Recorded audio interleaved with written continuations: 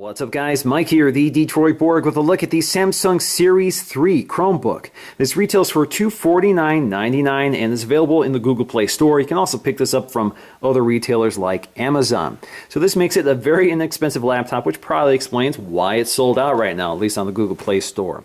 Now, if you're not familiar with what the Chromebook is, it's basically a very lightweight, low-spec laptop powered by the Google Chrome browser. So that is the OS here. There is no Mac OS X here. There is no Windows. There's not even Linux. There is some Linux underneath which allows you to run Chrome, but basically this is a laptop powered by a browser, which makes this web dependent. So you have to be able to connect to the web in order to use it effectively. So that also means that you don't really have native apps or apps loaded on the machine. Everything has to happen within the web browser. Now, in terms of specs, this is actually the first Chromebook to be powered by a ARM processor instead of an Atom or Pentium Intel processor. So that's kind of a big jump here. So we go from what used to be considered desktop chips to what's considered mobile. So we have basically the same tech used in tablets and phones. Now, the CPU is a 1.7 gigahertz Exynos 5 processor. This is dual core. We also have 2 gigs of RAM, and we have 16 gigs of internal storage, which is flash-based. No hard disk here. Now, in terms of form factor, this is actually very similar in size to the 11.6-inch MacBook Air. I happen to be a big fan of the 11.6-inch form factor. Very lightweight, very portable. Definitely not a powerhouse of a computer, but it gets the job done for what I need a laptop for. I use my desktop for all my power applications such as video editing or photo editing.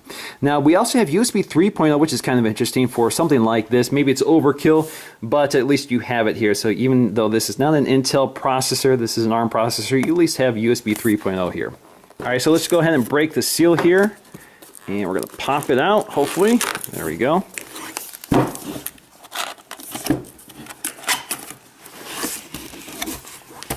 Alright, so the first thing we see is our literature packet, which contains our quick start guide among other things, including a Google Chrome sticker. So quickly looking at this, the quick start guide here, so you can see it has basic information on how to set it up, what the ports do, etc., etc. Safety precautions, warranty information, and it looks like welcome to your Chromebook, how to get started. So that's a quick start card, I guess. And we have our, I guess this is equivalent to an Apple sticker, so we get a little Chrome sticker. That's kind of cool. Now, to the left of that is our accessory packet, so that should contain our power supply here. So we have our cable and our power supply. So let's go ahead and peel this off. Oh, there you go. Just connect your cable, connect it to the Chromebook, and you're good to go. So let's get to the Chromebook. It's wrapped in styrofoam, and we're going to slide it out here. Now, taking a close look around the Samsung Chromebook, you can see on the top we have this sort of rounded lid here. We have our Chrome branding and logo. We have Samsung here. And you can see it is painted plastic. It's not an anodized aluminum, although it has a very similar finish and it feels pretty similar, but of course it's not cool to the touch like aluminum, so it's a different experience, even though it looks pretty good. So along the side we have our headphone jack as well as a full-size SD card slot along with a retractable door. It is pretty much same thickness through and through, although it kind of has a tapered design if you look toward the side. But it's pretty much the same thickness. On the back here you have your hinge, which sticks out a bit, which adds a little thickness to the back. Along the front we have our thumb port for popping open the lid. Along the other side, nothing else. Along the back we have all of our USB ports. So we have our USB 3.0 port, obviously because it's blue, USB 2.0, as well as HDMI to connect to a television. We have our power port here and an LED status indicator. We also have this SIM slot, which in this case is filled in with this rubber insert. This does not have the hardware, at least I don't think it has the hardware for connecting to 3G networks. There is a 3G version which you can purchase for $100 more. So this is the Wi-Fi only version, so I guess you still get the slot, but the hardware isn't in there, or at least you can't activate it. Now along the bottom we'll find a single panel here held on with conventional screws here. They're just Phillips screws, no Torx screws or pentalobular screws. You also have these rubber feet which grip any surface you place it on. We also have our speaker grills. So we have 2 speakers left and right for stereo sound. Unfortunately these are down firing instead of firing through the keyboard, which means that if you place this on your lap you may end up muffling the speakers. Now if we pop the lid here we can take a look inside. So you can see it's pretty tightly sprung. Now we have a little piece of styrofoam here protecting the keyboard from the screen, and as you can see the screen is a matte screen. This is not a glossy screen. You pretty much have no choice here. So if you're a fan of matte, you're in luck. which does a pretty good job controlling glare. So the first thing you'll notice here is that the keyboard, at least if you're a MacBook Air user, looks very familiar. Has pretty much the same design, low profile keys, kind of that island style chiclet keyboard. This is not backlit like a MacBook Air, obviously to keep costs down. Now, there is no ventilation here, no hard disk drive, so it runs very quietly. Kind of runs a lot like a laptop. You're not going to hear a fan whirring, you're not going to hear your hard drive clicking, so it's pretty seamless overall. Now, we have our Samsung branding here. As you can see, we have that hinge here, which pops up. And we have a very large trackpad here with multi-touch. Feels pretty nice. Again, very similar to the Apple trackpad. It's got the same sort of texture to it. It's not a glass trackpad, but you can see we have that clickability left and right. Now at the top of the screen, we'll find our VGA camera. This is a 0.3 megapixel camera, so pretty low grade camera here. We also have a microphone, an LED indicator, as well as an ambient light sensor. All right, so I'm plugged in and ready to go. So let's go ahead and boot this up. I'm just going to tap the power button. There's a little LED indicator on the power button that lights up.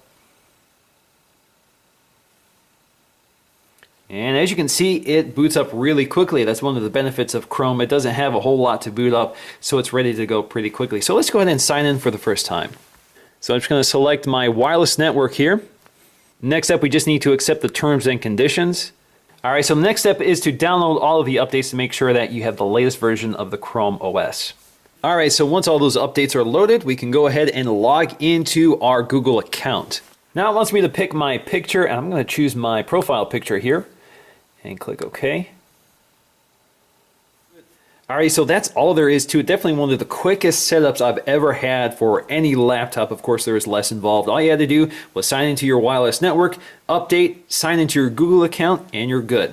So here we have in our lower left corner here our dock. So basically this is Chrome, so we can launch our Chrome browser, we can launch email, Google Search, Google Drive, YouTube, as well as getting started, which will tell us a little bit about how to use the Chrome operating system. We also have our apps here, so we can have an app drawer, and which you can scroll through here, left and right. Very similar or very evocative of the Android experience. Again, this is not Android, so don't think it's Android, but it's got a very similar user interface.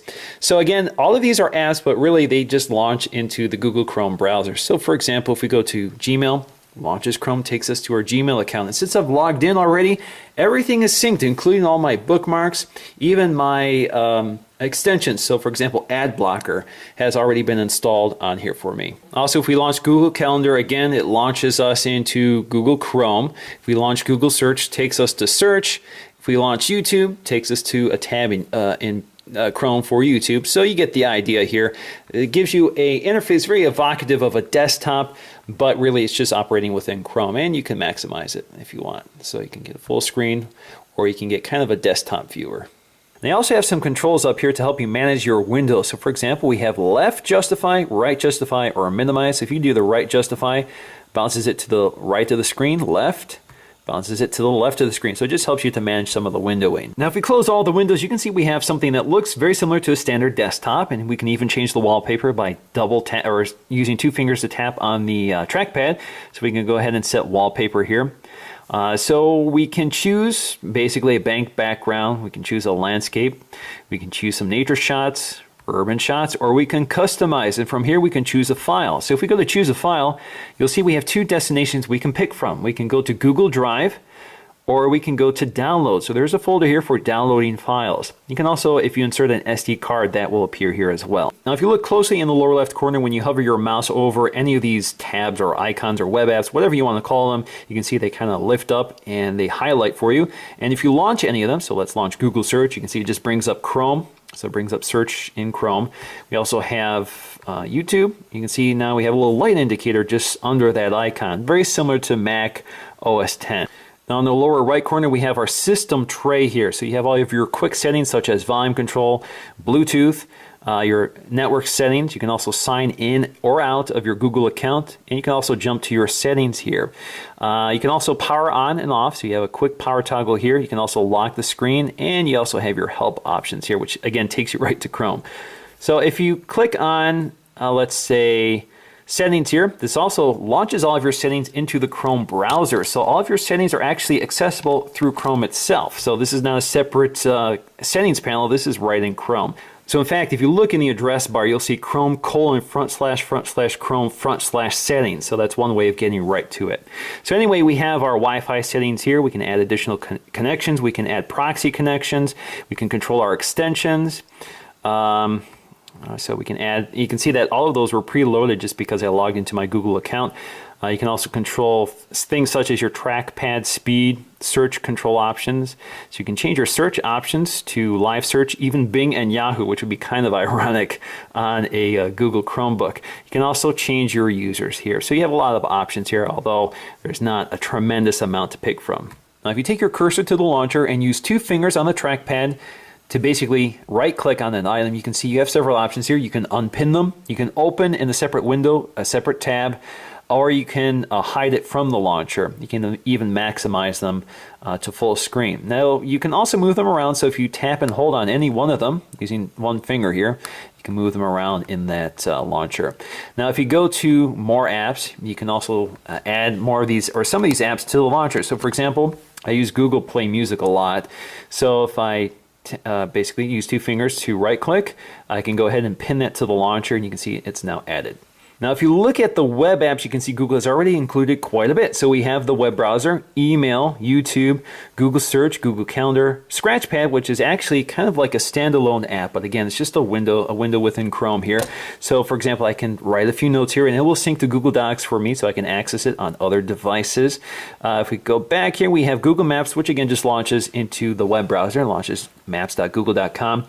Google Drive, Docs, Sheets, and Slides, which is the word processing apps. We have Google Plus for social networking. We have Google Hangouts. We have Files, which is our file manager here. Again, it launches into Google Chrome. We also have that Get Started tutorial, which will tell you a little more about Chrome, and you have Google Play Music, Google Play Books, Movies, Games, Calculator, and the camera, as well as something called Chrome Remote, which is a feature I'll have to demonstrate later. Right now it's in beta. So if you look at, for example, Google Play Music, you can see again, it's not quite like iTunes or anything like that. It launches into the web browser here. So here I have my entire music library, which is the same library I access on my Android devices. So for example, I can search for Coldplay up here. There you go. I can play it within my web browser. Now, as you can see, I have my media controls right here, which appear within the tab itself. So if I add another tab here, you can see I'm going to have to jump back to it to get to that. But I can also jump right back to the launcher. So if I go to Google Play Music, it takes me right to that tab. Now, you don't have to settle for the apps they've included. You can get more apps from Chrome itself. So you can go to the Chrome Web Store, and here you can search by categories. You can search what you've already installed. You can also see what's highlighted by the editors. So for example, I can search for Facebook here. And well, let's do Facebook, not books. So there we go, Facebook. We can add to Chrome, add. And there you go, it's installed, so I can launch Facebook, and again, it basically launches it as a tab. So if we go to my apps here, you'll now see Facebook among them. Now, the keyboard is also designed specifically for the Chromebook, although it's pretty familiar. So if you're used to using a Mac or PC, you're going to have a pretty familiar experience here. So you have the Control and Alt keys. You don't have the Windows key or the Command key from Apple. But you have similar functionality here. So for example, I tap the URL bar here and do Control A, it selects the text for me. I do Control X, it will cut it.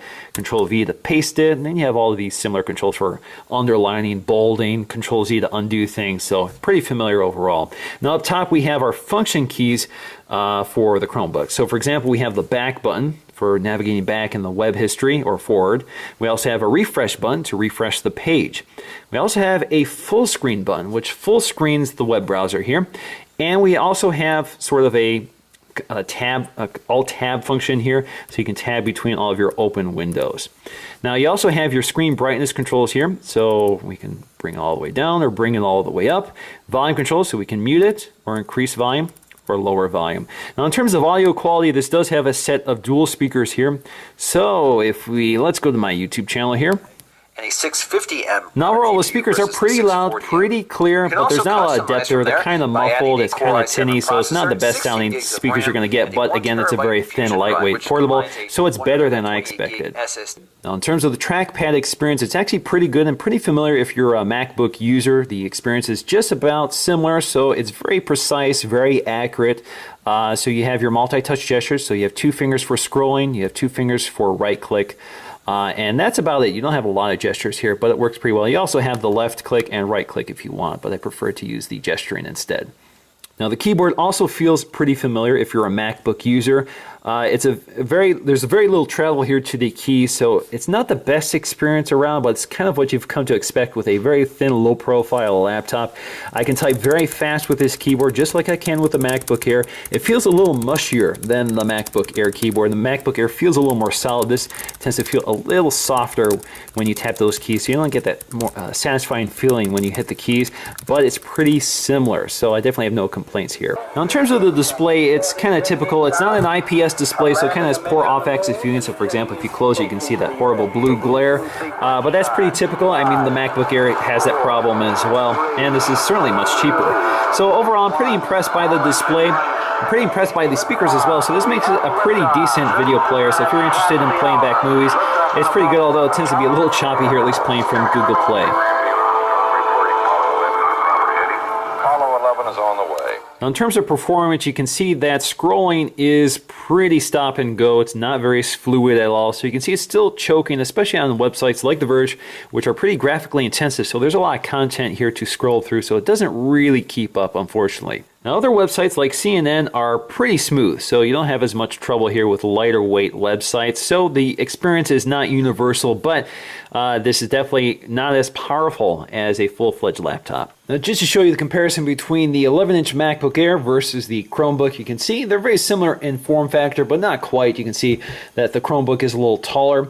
The MacBook Air actually has a wedge-shaped design, so when you put your hand down here, you can actually feel the slope here versus this. This is more flat. And of course, you're using very different materials. You have the plastic versus the aluminum. You have a glass trackpad versus a plastic one, but the design is awfully similar. And you have a very different hinge design here. So you can see we have a hidden hinge versus this pop-up hinge, which is more exposed. So let's close them up. And you can see I also have a case on this right now, which is really hard to get off.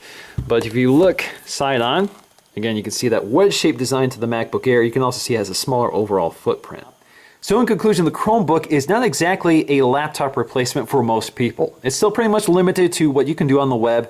And at $250, it's not the bargain you think it is, because for example, you can run out and get a $300, $400 laptop, which may not be very good, but at least you have a lot more breathing room for apps, so you can install more powerful apps than this one can handle, because it basically runs through the browser. So if you can run Chrome on any computer, you can do what this thing can do.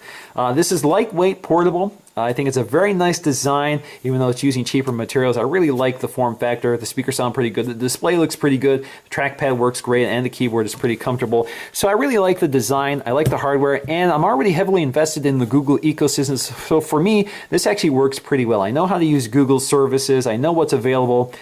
So for me, it actually works pretty well, and I don't need my laptop to do very powerful things because my desktop that's what my desktop is there for. So I think this is best for people who are going to treat this as a secondary computer who can rely on the web for most of their services, so you don't have to be disconnected for most things. Now, if you're going to consider this as a laptop replacement, you should also consider whether a tablet could be your laptop replacement, because they have similar limitations, although architecturally they're very different. So with a tablet, you have apps.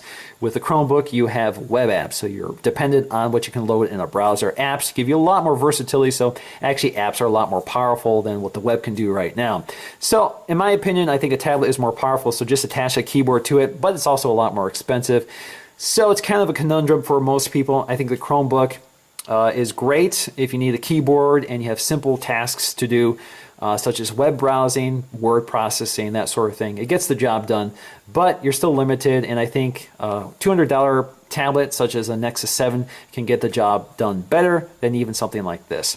So that's going to do for me, guys, in this video. Thanks for watching, and I'll see you again in the next one.